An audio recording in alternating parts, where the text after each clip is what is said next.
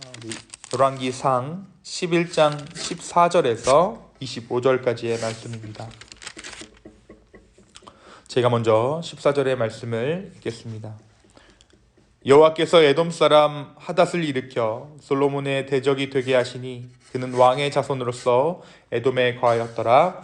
전에 다윗이 에돔에 있을 때에 군대 지휘관 요압이 가서 죽임을 당한 자들을 장사하고 에돔의 남자들을 다 죽였는데, 요압은 에돔의 남자를 다 없애기까지 이스라엘 무리와 함께 6달 동안 그곳에 머물렀더라. 그때 하루는 작은 아이라 그의 아버지 사라 중 아이온 사람 몇몇과 함께 도망하여 애굽으로 가려 하여 미디안을 떠나 바란에 이르고 거기서 사람을 데리고 애굽으로 가서 애굽 왕 바로에게 나아가매 바로가 그에게 집과 먹을 양식을 주며 또 토지를 주었더라. 하닷이 바로의 눈앞에 크게 은총을 얻었으므로 바로가 그의 처제 곧 왕비 다브네스의 아우를 그의 아내로 삼음에 다브네스의 아우가 그로 말미암아 아들 그누밧을 낳았더니 다브네스가 그 아이를 바로의 궁중에서 젖을떼게 하매 그 누밧이 바로의 궁에서 바로의 아들 가운데 있었더라. 하닷이 애굽에 있어 다윗이 그의 조상들과 함께 장관과 군대 지휘관 요압이 죽은 것을 듣고 바로에게 아뢰되 나를 보내어 내 고국으로 가게 하옵소서. 바로가 그에게 이르되 너가 나와 함께 있어 무슨 부족함이 있기에 내 고국으로 가기를 구하느냐. 대답하되 없나이다. 그러나 아무쪼록 나를 보내옵소서 하였더라. 하나님이 또 엘리야다의 아들 을손을 일으켜 솔로몬의 대적자가 되게 하시니 그는 그의 주인 소방 하닷에셀에게서 도망한 자라. 다윗이 소바 사람을 죽일 때에 르손이 사람들을 자기에게 모으고 그 무리의 괴수가 되어 다메섹으로 가서 살다가 거기서 왕이 되었더라. 솔로몬의 일평생에 하닷이 끼친 환난 외에 르손이 수리아 왕이 되어 이스라엘을 대적하고 미워하였더라. 아멘. 오늘은 다 같이 열왕기상 12장 이 말씀을 11장의 말씀을 묵상하는데요. 우리가 11장 어제 묵상한 11장 전반부의 말씀을 통해서 어떤 일이 있었습니까? 솔로몬 왕이 이제 나이가 들어 늙었을 때에 이방의 신에게 절하고 경배한 사실을 우리가 함께 보았습니다. 자신의 아내들, 후궁들이 데리고 들어온 그 잡신들, 이방의 신들을 섬기고 산당에서 함께 절을 하는 그러한 일들을 우리가 함께 보았죠.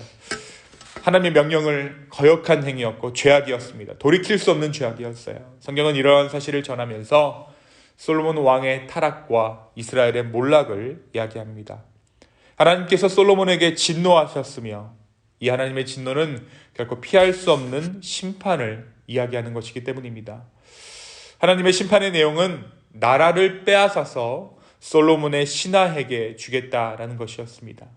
그런데 하나님께서 말씀하시기를 솔로몬 당대에는 이 일을 행하시지 않겠다라고 약속하세요. 그 이유가 무엇이었습니까?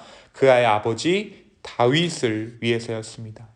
하나님께서는 이렇게 솔로몬에게 징계를 말씀하시면서도 그 징계 중에도 진노 중에라도 긍휼을 잃지 않으시고 그 아버지 다윗을 향한 약속을 지키시는 하나님의 그 신실하심을 우리가 어제 말씀 가운데 함께 보았습니다. 그리고 오늘 말씀이 전하는 일들은 이 하나님의 징계하심이 어떻게 진행되고 준비되었는가에 대해서 전하고 있습니다. 하나님께서 솔로몬 생전에 왕의 자리를 빼앗지 않는다라고 약속하셨다고 해서 그가 그의 죄를 면할 수 있는 것은 아니었기 때문입니다. 그 징계의 어떤 사전적인 작업은 지금 솔로몬 때에 이루어지는 것을 오늘 말씀을 통해 볼 수 있습니다. 먼저 소개하고 있는 자가 하닷과 르손이라는 사람들이에요. 이 하닷은 에돔의 왕족 가운데 유일하게 남은 어린아이 하닷이었습니다. 그가 이제 장성해서 이제 이 에돔 땅 가운데 살게 되었는데 이 에돔의 모든 남자를 죽일 때에 이 하닷만이 살아남게 됩니다. 그리고 그가 어디로 피신하게 되냐면 마치 모세처럼 애굽의 왕궁에 들어가서 바로의 보호를 받습니다. 또 이 자는 왕비 다브네스의 아우를 아내로 삼기까지 애굽과의 관계를 공고히 했던 자입니다. 마치 아들처럼, 바로의 아들처럼 이 하닷이 자라나요. 그리고 정말 모세랑 좀 비슷하게 왕궁에서 생활을 하다가 자기의 동족의 어떤 민족의 복수를 하기 위해서 바로 왕에게 요구합니다. 내가 다시 내 고향으로 돌아가고 싶습니다. 그래서 다시 자신의 고향으로 돌아가게 되고 그곳에서 어떤 히브리 민족, 이 이스라엘을 복수하기 위한 꿈을 꾸게 되는 자가 바로 이 하닷이라는 자입니다. 또 한 사람은 르손이라는 사람이에요. 이 인물은 다윗이 소밧 왕 하다데스를 칠 때에 다메섹으로 도망하여 거기에서 왕이 되었습니다. 그런데 신기한 것은 이 하닷과 르손에 대한 역사적인 배경이 사무엘하 8장에 이미 기록되어져 있다는 사실입니다. 이 사무엘하 8장에는 솔로몬의 아버지였던 다윗이 에돔과 소바를 어떻게 정복했는지, 그들이 어떻게 다윗의 종이 되었는지를 기록하고 있습니다. 하나님께서는 이 외에도 다윗 언약에 기록된 대로 사람의 뇌와 인생의 채찍으로 하닷과 르손 그리고 또 한 사람을 사용하셔서 솔로몬을 징계하세요. 그가 누구냐면 바로 26절이 기록하고 있는 솔로몬의 신하 느밧의 아들 여로보암이라고 기록되어져 있는 이 여로보암입니다. 하나님께서 솔로몬에게 징계를 말씀하실 때 내가 신하에게 너의 나라를 줄 것이다 라고 말씀하시죠. 그 신하가 누구입니까? 바로 이 여로보암이에요. 이 아이야 선지자가 자신이 입은 새 옷을 12조각으로 찢고 10조각을 여로보암에게 주면서 여호와께서 솔로몬의 손에서 찢어 10지파를 여로보암에게 줄 것이라고 예언합니다. 그런데 이 예언이 성취되어지죠. 그리고 북이스라엘과 남유다로 갈라지게 됩니다. 근데 이렇게 여로보암을 세우시면서도 하나님께서는 솔로몬에게서 온 나라를 빼앗지 아니하시고 한 지파를 주어 거기에 하나님의 이름을 두고자 예루살렘에서 내 종 다윗이 항상 내 앞에 등불을 가지고 있게 하겠다라고 약속해 주세요. 36절의 말씀 한번 볼까요? 36절의 말씀을 보면 그의 아들에게는 내가 한 지파를 주어 내가 거기에 내 이름을 두고자 하여 택한 성읍 예루살렘에서 내 종 다윗이 항상 내 앞에 등불을 가지고 있게 하리라.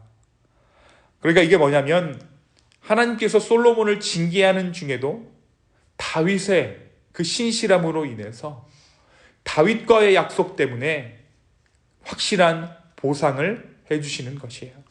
하나님께서는 다윗 왕조를 위해서 예루살렘에 영원히 비치는 등불을 약속해 주셨습니다. 결국 이러한 솔로몬을 향한 징계의 어떤 이 싹이 나고 있을 무렵에 솔로몬은 자기 열조에게로 돌아갑니다. 이스라엘 역사에서 솔로몬의 부귀와 영광보다 더 큰 영광을 누린 왕이 없었지만 한낱 인생이었던 그도 40년을 통치하고 다윗성에 장사되었고 그의 아들 르호보암이 왕위를 계승하게 됩니다. 이것이 열왕기상 11장의 내용이에요. 사랑하는 성도 여러분, 오늘 말씀이 우리에게 무엇을 말해주고 있을까요? 먼저 하나님께서는 솔로몬의 죄를 징계하시기 위해 역사적으로 다윗 시대에 거의 완전히 힘을 잃었던 자들을 다시 세우세요. 그들은 모두 다윗의 때에 구사일생으로 목숨을 구했던 자들입니다. 그런데 결과적으로 이들은 솔로몬을 위한 징계의 도구로 사용되어져요. 이처럼 하나님께서는 세상 민족 어느 누구라도 사용하시는 분이십니다. 하나님의 역사를 위해서. 그리고 때로는 믿는 자들을 징계하시기 위해서, 믿는 자들을 돌이키기 위해서 믿지 않는 자들을 도구 삼으셔서 그들을 사용하셔서 이 교회를 돌이키게 하시고 믿는 자들을 향한 그 지팡이로 막대기로 사용하신다라는 사실을 우리가 오늘 말씀을 통해 다시 한번 확인할 수 있는 것입니다. 죄인의 징계를 위해서 또 다른 죄인들을 주님의 의의 도구로 사용하시는 하나님, 우리는 그 하나님을 오늘 말씀 가운데 발견합니다. 우리가 주 안에서 온전한 관계를 누릴 때에 모든 관계들 또한 편해지고 남들에게 보일 만한 신앙이 됩니다. 그래서 그때는 전도도 잘 되는 것 같아요. 그런데 우리가 죄악 가운데 있을 때에는 우리가 신앙을 가졌다는 사실이 세상 가운데 믿지 않는 자로 하여금 부끄러워질 수도 있다는 것입니다. 사랑하는 기쁨의 성도 여러분, 우리의 신앙이 세상 가운데 부끄럽지 않으려면 우리의 죄악을 먼저 주 앞에 부끄럽게 여기는 마음이 있어야 하는 줄로 믿습니다. 하나님 앞에 우리가 부끄러움을 잃어버린다면 우리는 세상의 조롱거리가 되어버리고 말 것입니다. 어떻게 보면 우리가 지금 그러한 시대 가운데 살고 있는지도 모르겠어요. 한 교회를 섬긴다라는 사실이, 내가 교회를 다니고 있다라는 사실이, 또 목사라는 사실이, 집사라는 사실이, 직분을 맡고 있다라는 사실이 오늘날처럼 세상 가운데 부끄러운 적은 없었기 때문입니다. 오늘 이 말씀을 듣고 하나님을 향한 부끄러움을 회복하기 원합니다. 우리의 죄가 얼마나 하나님 앞에 큰 범죄인지, 우리의 죄악을 부끄러워할 때에, 하나님 앞에 그 부끄러움을 회복할 때에 우리가 겸손해질 때 주님께서는 우리가 지금 당하고 있는 수치들을 거두어가 주실 줄로 믿습니다. 그래서 다시 한번 이 세상 가운데 교회의 빛과 소금됨을 회복할 수 있는 저와 여러분 되기를 예수님의 이름으로 축원합니다. 또한 오늘 말씀은 우리에게 솔로몬을 향한 징계 중에라도 다윗을 향한 약속을 지키시는 신실하신 하나님을 말씀 가운데 확인합니다. 예루살렘에 영원히 꺼지지 않는 다윗을 위한 지파, 결국 이것이 무엇일까요? 결국 이것은 영원히 꺼지지 않는 등불, 다윗의 자손을 통해 이 땅에 오시는 예수 그리스도를 예표하는 말씀입니다. 다윗의 자손을 통해서, 다윗의 지파를 통해서 이 땅 가운데, 이 땅에 오시는 그 예수 그리스도를 예표하는 것이 영원히 꺼지지 않는 등불, 예루살렘에 하나님께서 두신 영원히 꺼지지 않는 등불을 말하는 것이에요.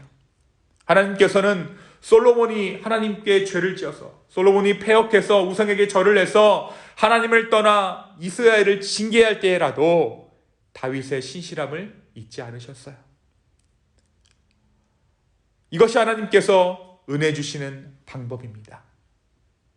모든 것이 옳다 하시지 않으시는 하나님, 또 모든 것이 잘못됐다 하시지 않는 주님, 옳은 중에서라도 죄를 찾으시고 또 모든 것이 죄악 가운데 있을 때라도 하나님께서 그 가운데 우리의 신실함을 바라보고 계신다라는 것입니다. 앞뒤 따져서 맞는 것은 맞다 칭찬하시며 잘못된 것은 잘못됐다 말씀하시는 하나님이세요. 우리가 어떻게 이야기합니까? 우리가 교회가 폐역했다, 교회가 이제 썩었다라고 이야기할 때 모든 교회를 싸잡아서 우리 인간들은 이야기합니다. 그러나 하나님께서 어떻게 하신다라는 거예요? 그 가운데 신실한 교회들, 그 가운데 신실한 성도들을 하나님께서 지금 바라보고 계신다라는 사실이에요. 때로 우리가 하나님께 섭섭함을 느끼는 이유는 그분의 계산법이 잘못된 것이 아니라 우리가 하나님의 은혜를, 또 하나님의 어떠함을 미루어 짐작하기 때문입니다.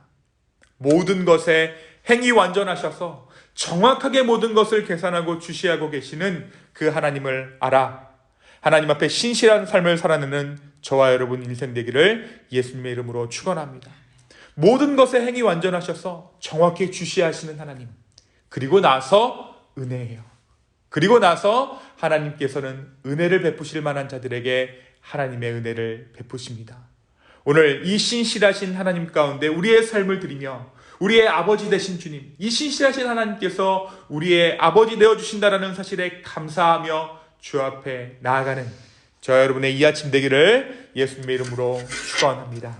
이 시간 함께 기도하겠습니다. 주님, 오늘 우리의 말씀 가운데 신실하게 말씀의 영으로 함께 하셔서 우리에게 말씀하여 주시니 감사합니다. 주님, 다시 한번 우리가 주 앞에 모든 죄들을 회개하고 정말 우리의 예배 공동체, 하나님의 몸된 지체, 정말 하나님께서 허락하신 그 성전된 삶을 회복하기를 원합니다. 우리의 죄악을 부끄러울 줄 알고 하나님 앞에 부끄러움을 회복하여서 정말 세상 가운데 정말 부끄러움을 당하지 아니하고 온전한 예배 공동체로 정말 세상 가운데 복음의 빛을 온전히 전할 수 있는 믿음의 공동체 될 수 있도록 주여 우리를 회복시켜 주시고 우리 가운데 함께하여 주시옵소서. 주님, 진노 중에라도 긍휼을 잃지 않으시는 그 하나님의 신실하심을 우리가 다시 한번 바라보고 의지합니다. 주여 우리 가운데 함께하여 주시고 은혜 베풀어 주시옵소서. 감사합니다. 이 모든 말씀 살아계신 예수 그리스도의 이름으로 기도하였습니다. 아멘.